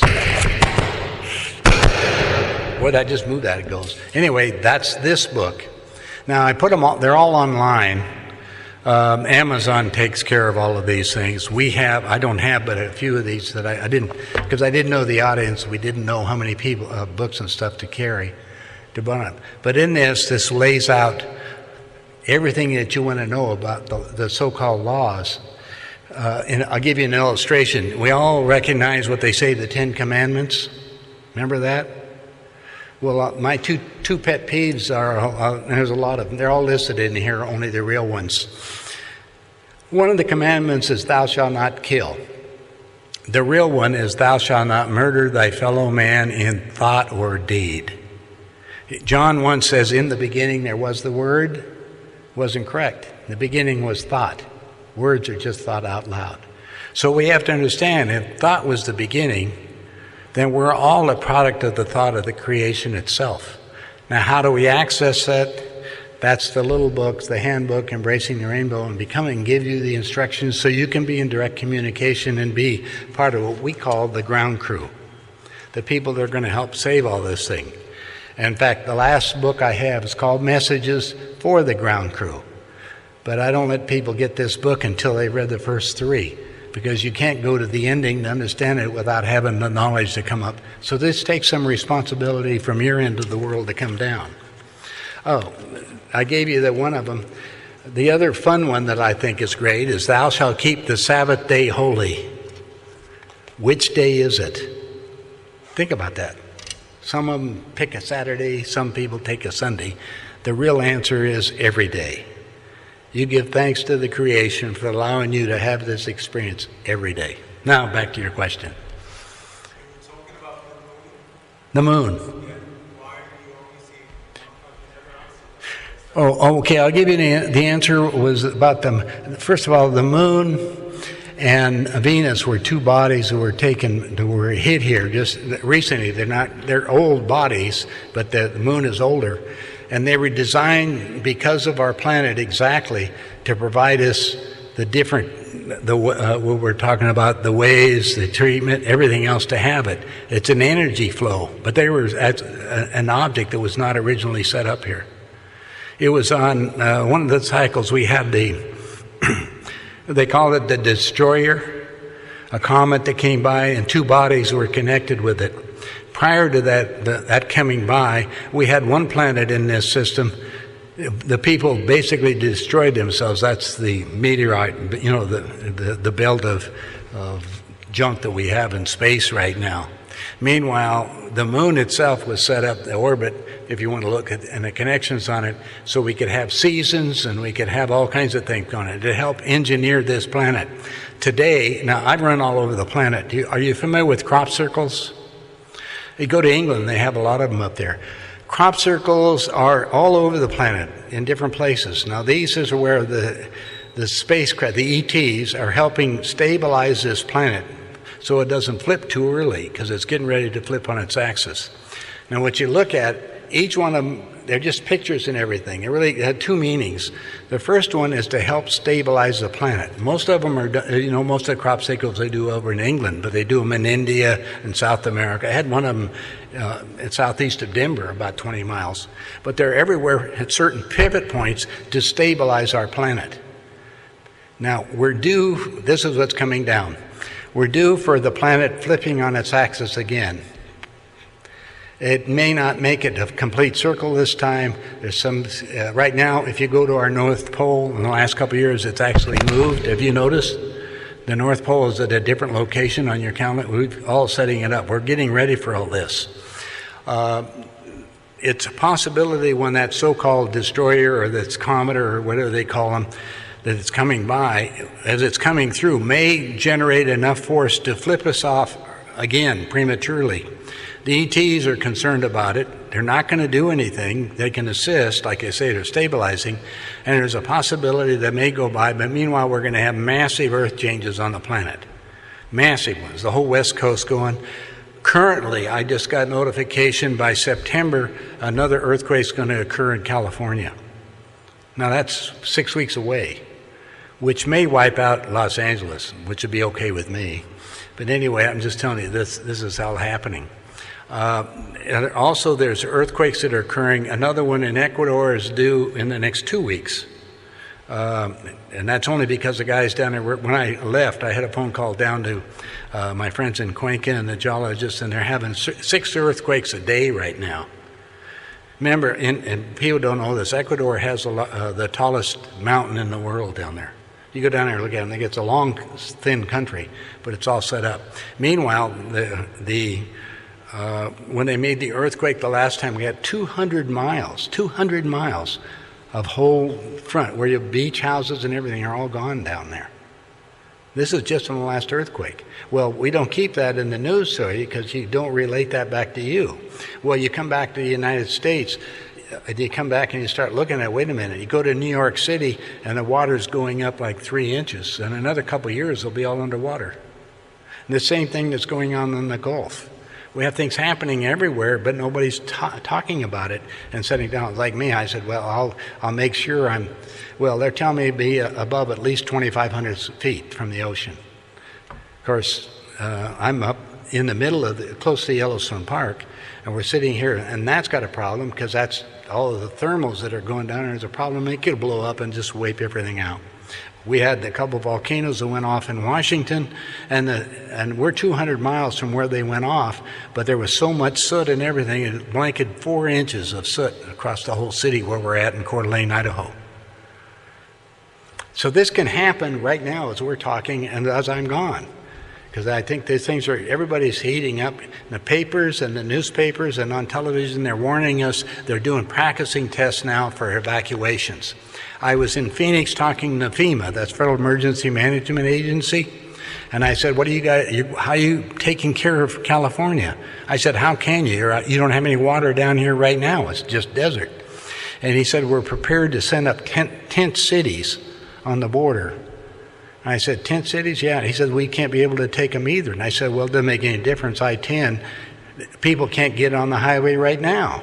It used to take me 15 minutes to go from Los Angeles Airport, LAX, into my house in Beverly Hills. It takes me 2.5 hours to go. It's only 12 miles away. There's so much traffic. The highways are, 20 deep. You got lanes from all different directions, and the people just kind of gradually go down there. It's crazy.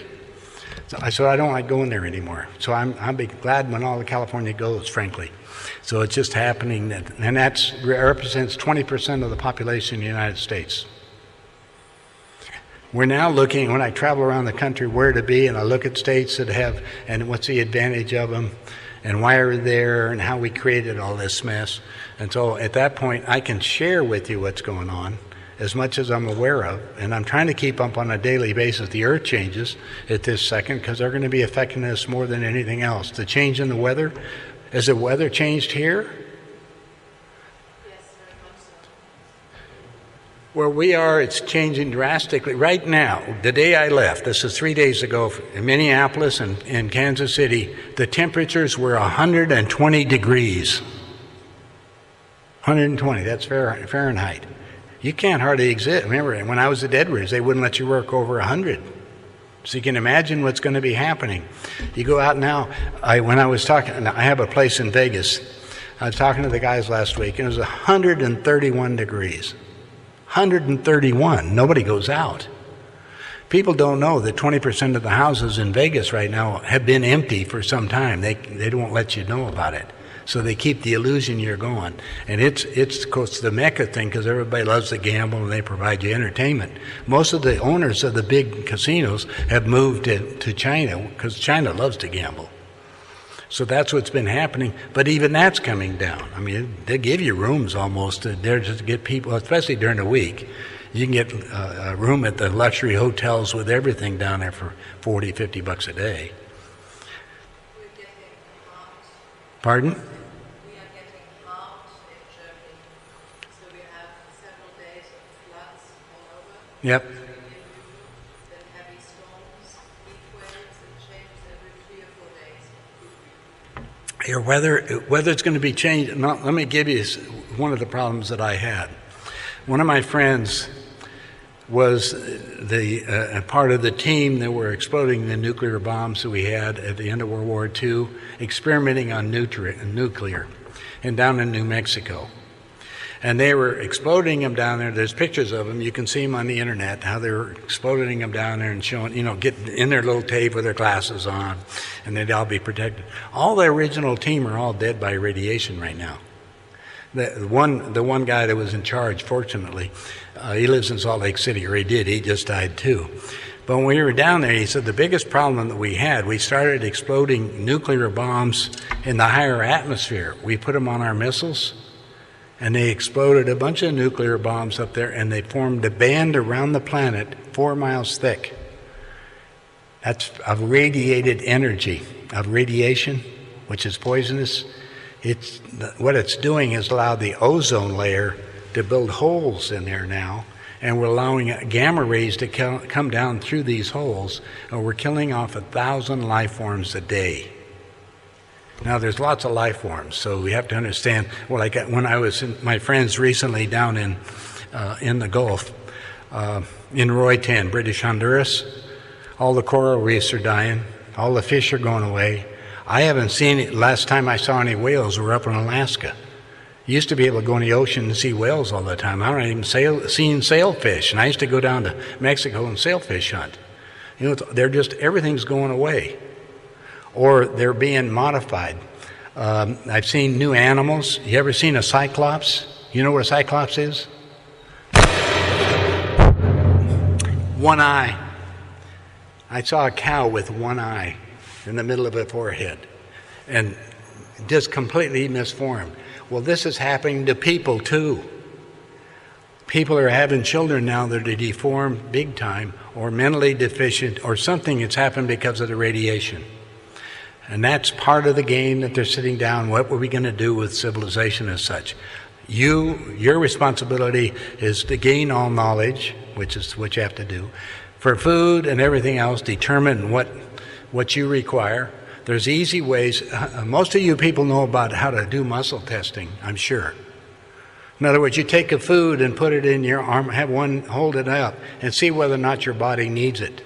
It's like vitamins. You take all the vitamin pills, put them in one arm and check them out. You may not need them because your body is sitting here constantly trying to correct all these things. So you want to learn some simple techniques for taking care of yourself because you're responsible for you. You got somebody else that's a maid or a friend or whatever else, you're responsible for them also because you've agreed to do that. That's part of it. What we're trying to do now is awaken people. There's so much information out here, there's no way you can do it all. So the wheel of reincarnation, you come back several times every minute, and your soul retains everything. This conscious mind sorts it. It doesn't retain everything, but it comes back from the soul level, and you have to learn how to control back that and ask for some guidance. The little prayer, I am a human becoming, help me become, gives my off-planet friends permission to communicate with you directly. So what you want to do is meditate and just say that. I am a human becoming, help me become. You had a pretty deep insight in the military complex. Do you know more about where CERN is heading for? For what? CERN, C-E-R-N, in Switzerland, the huge ring they built underground. No, I don't have any more information on that. I got troubles enough keeping up with what's going on in the States right now. But I do watch with other. I am connected. My son is married to an engineer from Mexico City, so we keep track a lot of the Latin America, because of my son. His wife's from Mexico City. She's an engineer also with Bechtel. So we talk about that, and they don't like talking about politics because they're very secure in what they have. There's no that, and her particular deal. How many people in the world do what they're doing? Just a few. When I was in China, they don't tell you anything. They have huge things. They build whole cities there for people, and nobody's there. They've done a great job trying to keep their things going. China's a huge country, but it's all divided. All the people in major cities. And if you go over there on a trip, you'll find out real quick what 1,300,000,000 people are. And it's a total different deal. They control the whole system on that. There's no religions particularly. I mean, they allow some stuff, but most of it's being taken care of. Tibet means house of God, Tibet. Tibet is basically all Chinese at this point. You go from some of those people that moved out of the country will never go back. I have friends that are in the hierarchy in different groups out of India. I see them all the time. They got problems too. You got 500 million people over there. They're basically in poverty. You go to Latin America, you can't walk the streets for instance, in Rio. They got you see all the pretty pictures of the beach down there and all that kind of stuff. It's all you go 2 blocks over and it's all slums. It's like, what's going on in this crazy place, right? You know why there are these massive cities with... Excuse. You mentioned in China there's cities built with nobody and massive cities. That's right. What's the reason for that? Yeah, well, remember when the question is, what did they do with the cities that they built that are empty right now? They were hoping a lot of the people, when they built the dams to cover all that river to keep water in. It's like us. We have the great water coming in from Colorado and never makes the ocean anymore. Well, the same thing was going on in China, but they decided to do advanced planning, so they put this out. They also set up the cities hoping people would go to them. Well, people don't do that. People go back where their friends are. If they're 100% mobilized, they'll be going to these cities, and I don't know the timing on that. I mean, I talked to them over there about what they were doing. We discussed building domes. I don't know why they didn't do the domes, but they're also aware of the population. But as they said, my last comment from them, it's 5,000 years. It's our turn to run the world.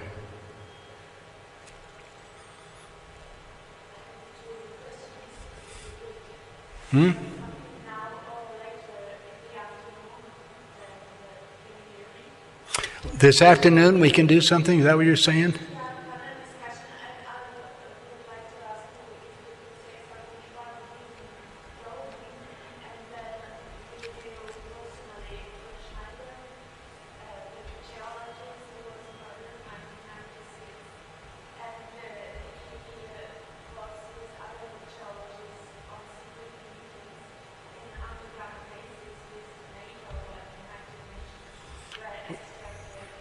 You wanted to, the question was, or the question we're talking about the underground bases. Now, I want you guys all to think about underground bases. It's not that we don't have them. The question is, how long can you live underground? When I was sitting with the governor of Colorado, Dick Lamb, Dick says he was an Eastern liberal, we'll call it that, came to Colorado, instantly became the governor. That's kind of tell you, somebody from another state became the governor of our state, right? Anyway, I'm sitting with Dick and with one of my friends who was one of the secret society people, really powerful. Anyway, Dick says, I'm finishing up my tour. I got my ticket. I said, ticket? Nobody talked to me about a ticket. To the underground facilities in Pine Gap, Australia. Are you familiar with that? It's an underground facility for 35,000 of the so-called elite. The only problems are, right now, and I talked with them, these are cities that were built 30 years ago. What do you do with 30-year-old equipment? Where are the spare parts? How do you keep it going? And so what's happening, we have a lot of underground cities, but the biggest underground ones that I know of still have problems producing water, electricity, and all that, because the equipment they have is old equipment to come back up to base. And how much time? Now, my sources are telling me that when we get this thing going, we're going to have 3 days of darkness. That's all predicted. We're also going to have no sunshine for probably maybe 1 to 2 years because of all the pollution we're putting in the air. So the question is, and they don't even know at this minute, is this going to be the ending of the cycle for this planet? In other words, are we going to be another Mars? Because Mars was inhabited. And so now we're back to all these challenges that you and I both have, and the reason why I flew over here to be with you. Big challenge tomorrow. We're going to have a meeting, you say, this afternoon later, or come on up here. Would you want to speak to these young people?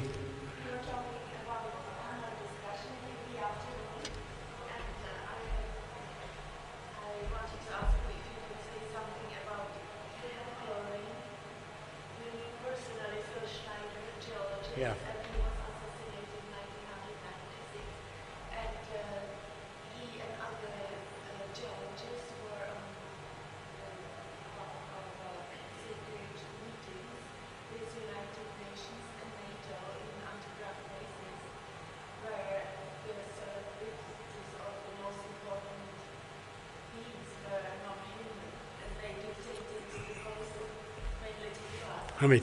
Okay, the question was for later, so we get the meeting.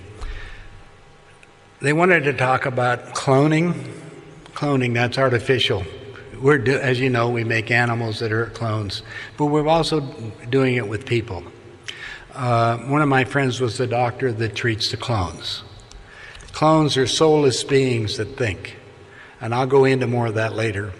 Also about what happens and how they're replaced and that type of thing. It's a fairly simple method to doing it, but it's hard to believe that we have people that are walking that are soulless beings.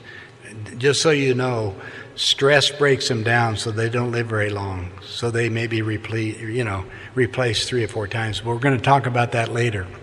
I think, and I want to talk about the other things, the underground bases and the extraterrestrials' involvement with some of these. Now, the ETs, the ones I'm involved in, said, look, this is your game. We're not going to do anything for you.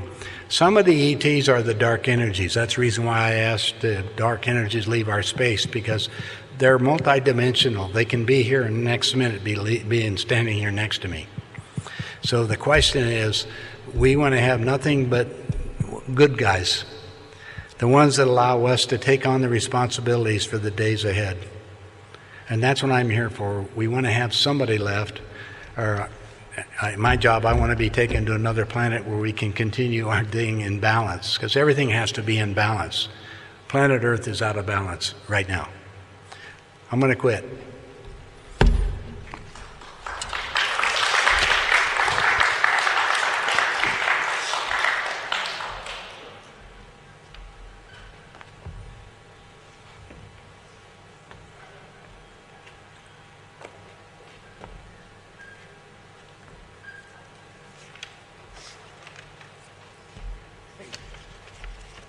Since everybody's sitting here, I'll read you something. This is out of the Spiritual Laws book, and it's called The Creation. Because we talk about what is the creation, right? So I'm going to read it to you. It says, we are pleased to bring understanding and clarification on what is creation. This is a challenge because if your language of communication has not the words for describing the concept of creation. So as not to put any more limitation, close your eyes, call forth the great spirit of the one residing within you. Listen and continue with the divine presence within. Now imagine a great circle of infinity with no ending, no beginning in front of you. This will represent the creation. Now imagine that this circle is a great movie film without ending and without beginning, but moving on, creatively on, constantly unfolding the unlimited potential of the creative will. What we will now do is pause a frame in the sequence of this ongoing film of no time and no space, no ending and no beginning. The creation represents fulfilled and yet unfulfilled creative potential. Creation is the totality of all that is, which in your human perspective is all that has been and that all is to be. Now keep in mind the laws of balance, intent, attraction, and allowance are the same universal laws of order and logic. So then, how can the creative potential realize and unfulfilled? Through the great spiritually perfected being, which brings the potential of that which represents a creation into coalescing of matter, such as planets, stars, animals, plants, and animals. Now you have one great spiritually perfected being, which is the mind intelligence of your galaxy, which we call the Father, Mother, Creator, the thought of creation made manifest. The reason we are one with the creation is that this thought has fragmented itself. This great spirit to allow the unfolding creative potential unlimited varieties of experience. Thus each human, each angel, each being, which is created and fragmented of the creation, is a unique creative potential filled reflection of an aspect of the great mind of intelligence, the thought of creation. So we have the creation, which represents the great sacred circle of infinity without ending or beginning, which holds the fulfilled and unfilled creative potential of the totality that all it is. Then we have the mind intelligence, the thought of creation, and since we are all part of the creation, hence the truth, we are all one. You see, since most of you, especially those who have believed that various human doctrines in your religious institutions have been programmed to be dependent and not take responsibility, and since you've been programmed that somehow you're separate from your Creator, learning to take personal responsibility seems unnatural and frightening to you. Why? Well, you recognize the truth that you have created all within this manifested illusion. It can be a bit overwhelming to your consciousness to realize that you've also contributed to the disease upon your plane and yourselves. There's no one else to blame anymore. Personal responsibility means that taking action to balance the unbalanced, to bring love where there's hatred, to bring harmony where there's chaos, to bring discipline where there's disorder, and to bring peace where there's war. Each one of you will open your own door to the spiritual power of love within you when you start taking responsibility for all deeds. Each one who harmonizes and balances brings the light of balance and harmony to the pool of mass consciousness, so it eventually will no longer be a cesspool of darkness and despair, which it now is. Please recognize that you each represent with you the mind intelligence for unlimited spiritual creative potential. There's much joy to be part of this potential. Let go of the illusions of separation from creation and attachment to the physical and emotional aspects of this limited plane. Be responsible for what your job is to clean up before you and spread the word of truth. Your journey must be for the highest and best good for all of mankind. Make sense? And the disc was about 30 feet across, totally round and just very unusual, but I've been working on a lot of strange looking equipment that the Air Force never took. So it didn't bother me, but I said, wow, I want to get more information about that. So when I come back in and checked in, I asked my commander if I could work on that craft. And he said, you saw? And I said, yeah. And what he told me, now remember this is 1958, it was an ion-powered craft designed by Sikorsky, the helicopter people, for use in outer space. Now this is 1958, ion-powered. We've been working on, propeller airplanes, frankly. And we started working at this thing. But I said, oh, this would be really good. So I asked them, I said, when can I work on that craft? And they said, you can't. It's still a civilian project. Now, Edwards at that time had 25,000 civilians on there working for various companies producing the vehicles that we tested. But there was only 800 airmen, and I was one of those. Anyway, he just told me I couldn't work on it. And I said, whatever. But I was getting pictures of all these strange airplanes. So I said, I got to get a picture of that. Well, I went back. I happened to be friends of the base photographer. And I told him about it, and he says, you saw it? And I started to tell him, he says, forget about it. He says, come on with me. So I went over to the photo lab with him, went inside with the lab. I'm looking at all the pictures. Now, I'm 10 feet away from the spacecraft, so I know what it looks like. The two dead aliens got my attention, because they were like similar to the movies that you see, the little grays. That's what they look. They're slightly different because the ones that I saw, they had flat stomachs. Most of the movies, or most of the ones you see, they were distended. In other words, they've been gassed up on the inside. Anyway, I was a little upset. Why did my commander lie to me? So I went down and asked him. And the first thing he did was debrief me on my top secret clearance, so I couldn't say anything more. Basically, if I did anything, they could, give me jail time. And we joked about it because at that time there was a $10,000 fine. Well, my family had money. I wasn't worried about the $10,000, but the jail time bothered me. So I said, I won't say anything more. So I didn't. Within 30 days, they transferred me off the base. They sent me to Tokyo, to Tachikawa Air Force Base in Japan, because I had worked on the F-104s, the starfighters, and there was a skirmish going on overseas, and since I was the only one that worked on the F-104s, that was my job. Well, the time I got there, that skirmish was all over. Now what do? I'm sitting here at Tachikawa with nothing better to do, so I decided I'll make use of my time. Now, this is 10 years after the war, you have to understand. I end up going to Stoshibashi University and studied Japanese, and believe it or not, some of the languages and stuff. So I learned a little bit about Japanese. Then I got orders from there, sending me down to Mississippi to make an instructor out of me in electronics. So I got down there. I was there for 60 days, and I wanted out of this crazy outfit to go to Colorado School of Mines, the #1 engineering school in the world on Earth. I'll give you the name. Dan Sebastian, the president of Colfax National. He says, you got a lot of friends with money. Why don't you have them put their money into our bank, and we'll be able to loan you more money? I said, that sounds good, but what advantage is there to that of you doing that? Because I can go out of state to borrow more money. And he said, well, I said, let me look at your books. And at that time, people had $10,000. If you put $10,000 in the bank for 1 year on a certificate of deposit, they would give you a new TV set. And they paid you 5%. I looked at the bank's books and I found out that they spend about 3% of their income on advertising. In other words, you get a full-page ads to tell you what bank. You see them today when they go on TV, and all the banks, that's all advertising. And I said, I have a better solution for you at the bank.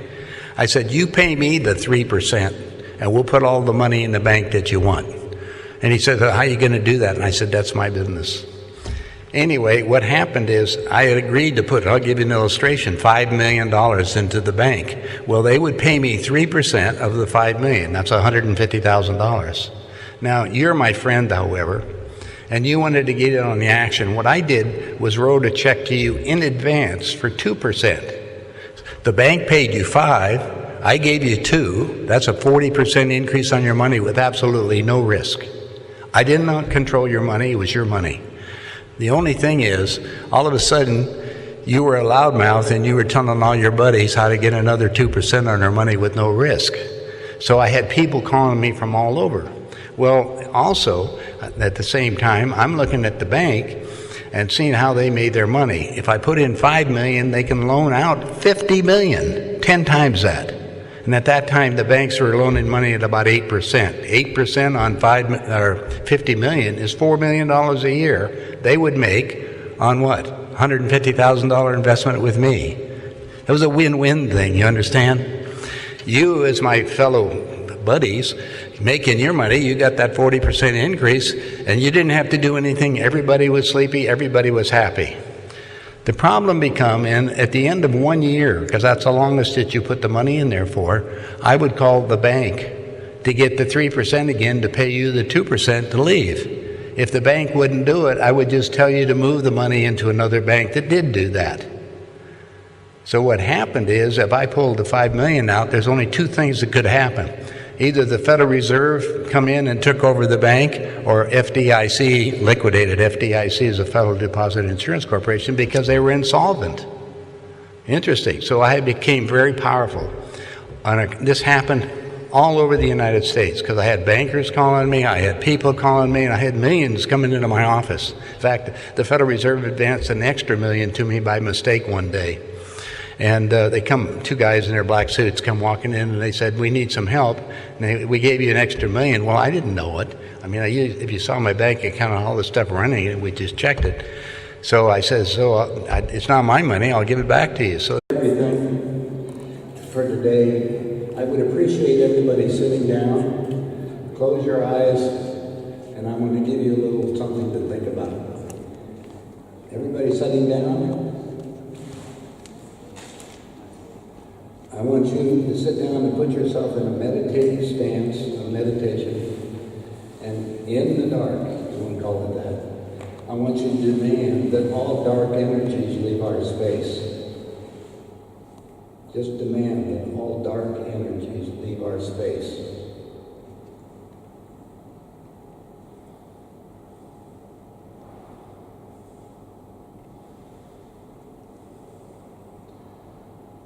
Thank you.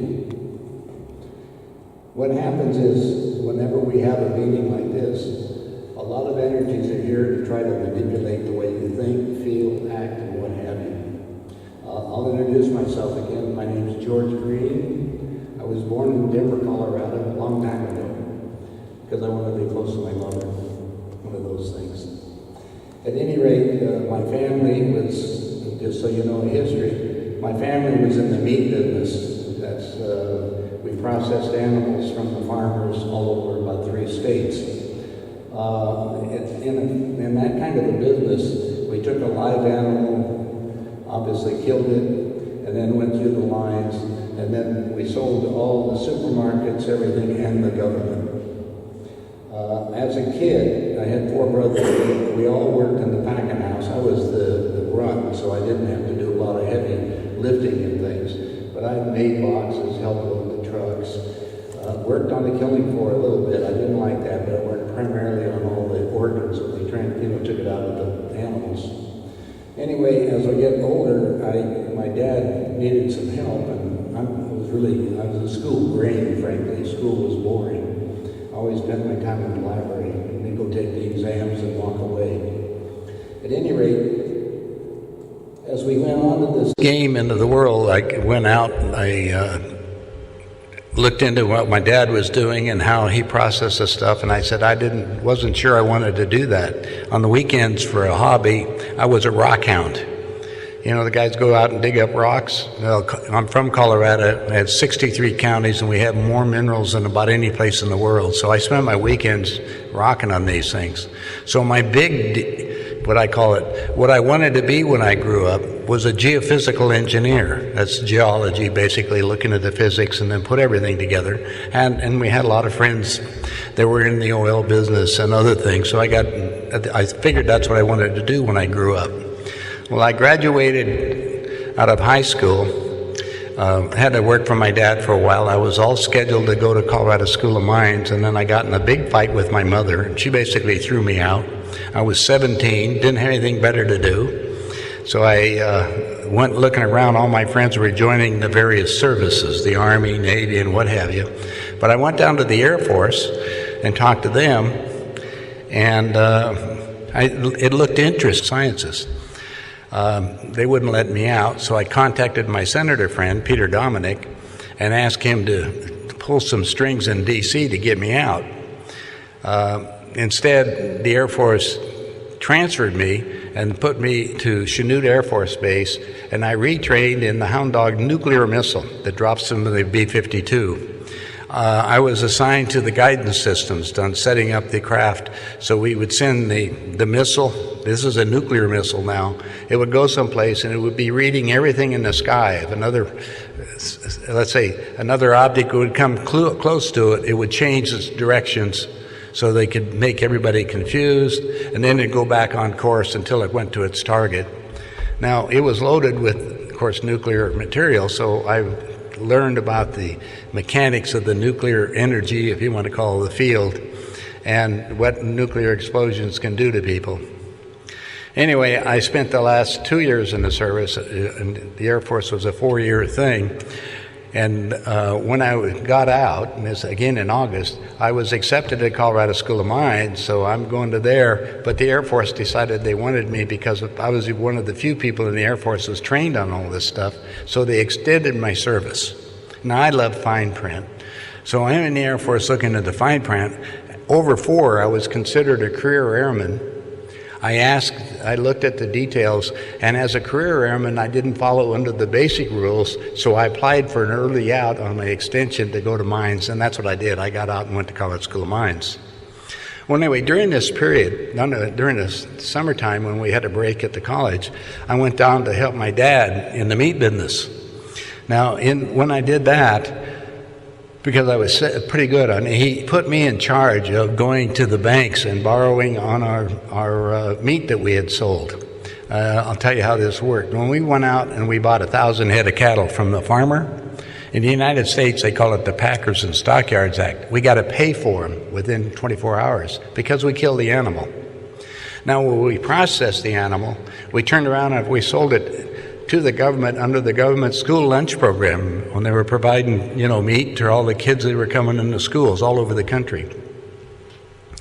Well, we were dealing in large amounts of money, and I knew a lot of the bankers. My dad sent me down on 17th Street, which is the main banking role, to go borrow against my government receivables.